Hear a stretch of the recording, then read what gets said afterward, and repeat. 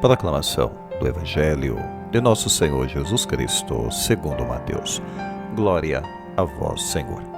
Naquele tempo, tomou Jesus a palavra e disse: Vinde a mim, todos vós que estáis cansados e fatigados, sob o peso dos vossos fardos, e eu vos darei descanso. Tomai sobre vós o meu jugo, e aprendei de mim, porque sou manso e humilde de coração, e vós encontrareis descanso. Pois o meu jugo é suave e o meu fardo é leve. Palavra da salvação, glória a vós, Senhor. Bem, caríssimos irmãos, hoje no Evangelho de Mateus, capítulo 11, temos uma bela afirmação sobre Jesus. Sou manso e humilde de coração, diz o Senhor. Vinde a mim, todos vós que estáis cansados. Bem, hoje nós temos um convite de Jesus através de 3 verbos. Vinde a mim, tome o meu jugo, aprenda de mim. É uma sequência e, na verdade, é um convite. Os cansados somos nós. Os cansados eram os judeus naquele tempo, mas também somos nós hoje em dia. Nossa agenda é muito cheia, temos muitas tarefas, muitos fardos em nossas vidas. Existe um estresse na vida das pessoas, não só no mundo civil, mas até mesmo no mundo religioso. Líderes religiosos que naquela época tinham elaborado regras muito minuciosas, regras muito pesadas para o povo, sobrecarregavam o povo com tantas minúcias e coisas. Não havia intimidade com Deus, existiam regras e regras. A intimidade mesmo com Deus era uma coisa muito rara. Então, Jesus sabe que o seu povo está cansado. Jesus também sabe que nós estamos hoje cansados. O primeiro convite, esse ir a Jesus, que é algo tão importante que pode de fato mudar a nossa vida completamente, é um convite para ir à pessoa dele. Ele não diz: se você precisa descansar, você vai mais à igreja rezar, você vai lá para a sinagoga rezar. Ele não disse isso também para os judeus. Ele disse para ir à pessoa dele. Os religiosos, eles puseram fardos muito pesados nas costas do povo daquela época. Mateus 23:4. Amarram fardos pesados e insuportáveis e os põem nos ombros dos outros. Então, vinde a mim, todos vós que estáis sob o peso dos vossos fardos. Portanto, não é apenas liberar o fardo, mas é também encontrar a presença dele. Depois Jesus fala de tomar o jugo. Pode parecer uma coisa contraditória. Tomar o jugo para quê? Para ficar mais ainda sobrecarregado? Não.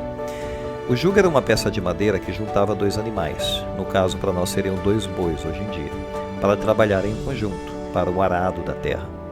Então, o jugo é uma metáfora. Um está sujeito ao outro. Estar ligado ao jugo de Cristo, estar ligado a Ele para encontrar descanso, porque Ele é o homem forte. Ele é mais forte do que nós. Então, junto com Ele, Ele vai nos aliviar. O Antigo Testamento e o Novo Testamento fala desses fardos que estão sobre as costas do povo de Deus. Salmo 55:23. Entrega ao Senhor tua ansiedade e Ele te dará apoio. Nunca permitirá que vacilem os justos. 1 Pedro 5:7. Lançai sobre Ele toda a vossa preocupação, pois é Ele quem cuida de vós. Portanto, levar a Deus, a Jesus, aquilo que é feio, aquilo que é difícil, aquilo que é pesado, aquilo que é mal, seja o que for, para encontrar a paz. E assim o jugo poderá ser aliviado. O jugo de Jesus é um jugo leve, suave, como ele está dizendo, porque ele fica do outro lado, ele fica do nosso lado, ele vai dar a força e ele também vai dar a direção para a nossa caminhada, se ele estiver do nosso lado, é claro, se a gente aceitar esse convite. Depois Jesus diz: aprendei de mim, é outro verbo. Bem, aprendei de mim significa o seguinte: tornar-se seu aprendiz, porque o caminho é um aprendizado, é uma jornada de aprendizado o caminho cristão. Paulo disse assim, em 1 Coríntios 11: sede meus imitadores como eu sou de Cristo. Isto é, Paulo ele aprendeu de Cristo. Cristo doutrinou Paulo, ensinou Paulo. A vida cristã não é sobre regras, mas é sobre relacionamento. Mas e também não é sobre ilegalidades imprudentes, ou seja, não é afrouxamento da observância da vontade de Deus na nossa vida. Lembra Mateus 5,17? Não vim abolir a lei e os profetas, mas vim cumpri-los.